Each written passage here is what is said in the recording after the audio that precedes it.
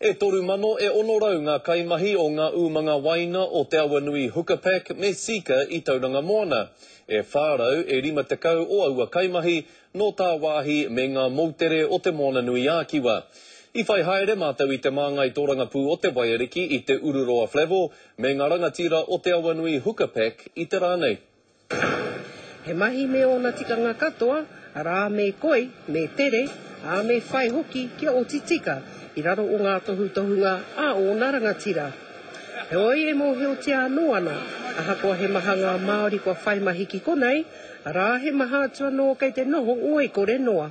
Ko te mate ke roto tēnei mahi, me tāma ki te mahi, me mahi te mahi, a kamutu ka hoki mai anō rā pōpō, ki te kore tangata e whai hari e rā tikanga a hua tonu. Well, we hope to work in conjunction with the Māori Party as part of the Community Max program, but there may also be other avenues that we may explore as well. And it's all about getting our people into employment and eventually into the global marketplace.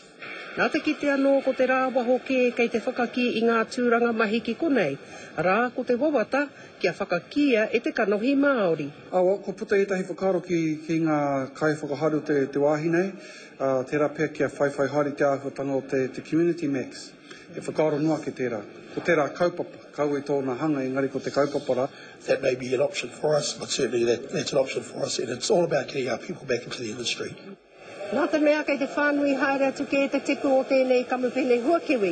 Ko tērā tonu e mana ko hiana e ona kai whakahaere, a rā kia whai mahi te nui ngātu o ngā Māori e noho kore mahiana I tēnei takiwā.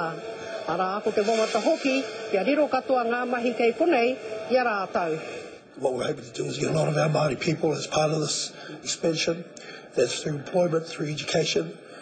We hope to actually leverage off the what we have in terms of the merger with Sika. E mahi anō ahakoa o na whakawhiu, engari I te paunga o te rā, ai ma te pūkoro ki I te moni te kōrero whakamutunga. Ko Hinerangi Goodman, mō te karere.